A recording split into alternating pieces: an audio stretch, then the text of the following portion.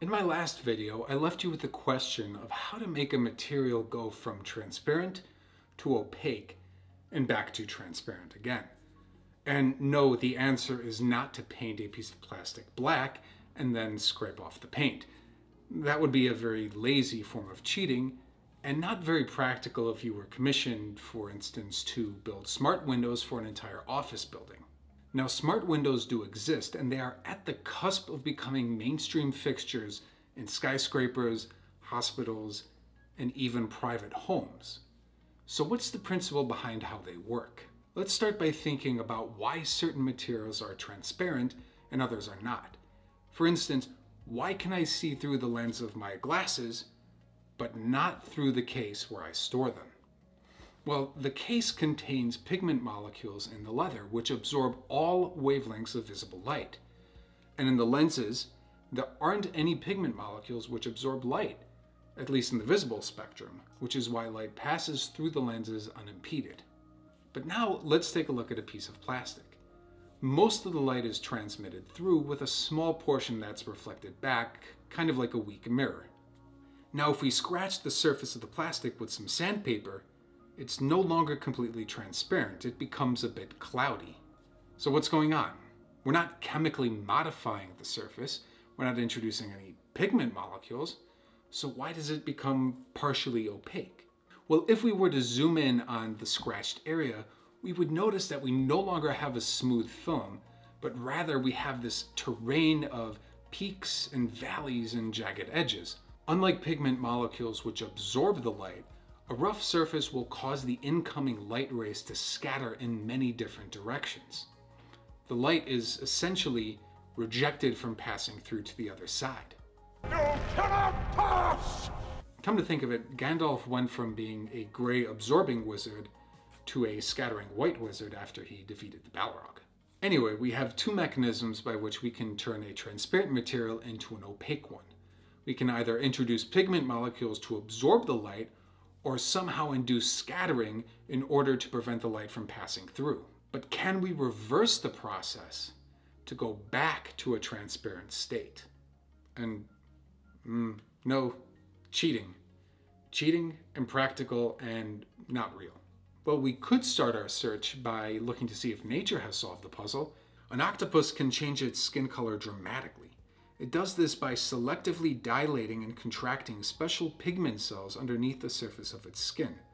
And of course, chameleons can seamlessly blend into their surroundings by altering their color. They do that by using special photonic crystals in the sublayer of their epidermis to reflect back certain wavelengths of light. By altering the crystals, they can change which light gets reflected back. But no animal has evolved the ability to go from a translucent state to an opaque state and back to a translucent state.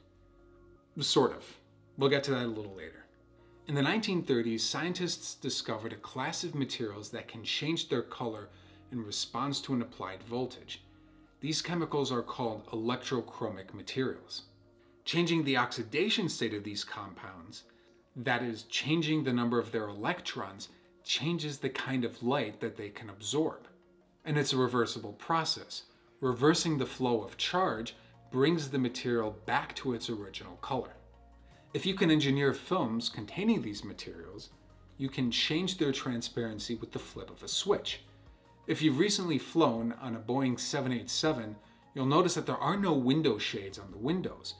To go from a transparent window to a dark window, all you have to do is press a button. Many cars have rearview mirrors which contain the same exact material found in the Boeing 787 windows, but instead of going to a completely opaque state, the rearview mirror just tints a little bit in order to help reduce the glare from unwanted headlights. What about scattering? Is there a way to use scattering in order to create a smart window? So remember I said that there was maybe one animal that kind of can go back and forth from a transparent state to an opaque state? Well, it turns out that there's a species of squid found off the coast of California that has a section of its skin that can change from translucent to white and back to translucent again. Now, it does this by chemically activating special proteins called reflectins. When activated, these reflectins condense into tiny spheres, which, like water droplets in a cloud, act to scatter light. Undoing the chemical modification returns the protein to its natural sponge-like state, and transparency ensues.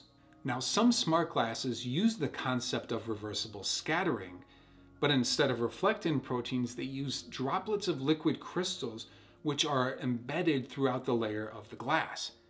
Now, these liquid crystals are naturally oriented in many different directions, and so in the off state, they actually scatter light. Now, when you apply a voltage, the liquid crystals all align in the same direction and the glass becomes transparent. Remember how I said that uneven, jaggedy surfaces on the plastic gave rise to scattering? Researchers at MIT have found a way to create a reversibly jagged surface by incorporating tiny silver nanowires in a polymer film.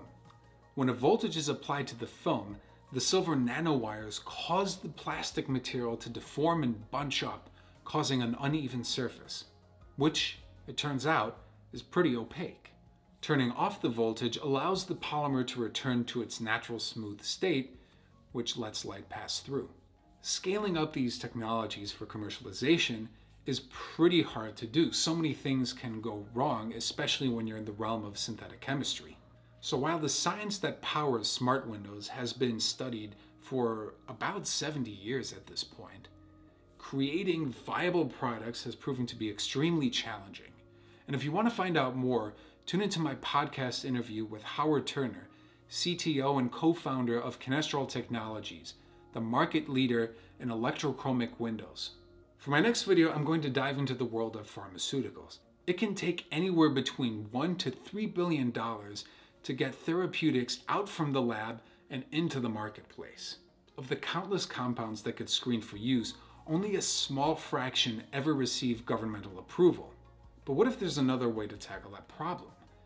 Can we use drugs which are already on the market to treat other diseases than the ones that they were originally prescribed for? If so, that could potentially shave off over $2 billion in R&D costs. But how do you know which drugs to match with which diseases? Tune in next time to find out. Thanks again for watching. I hope you learned something new, and stay curious.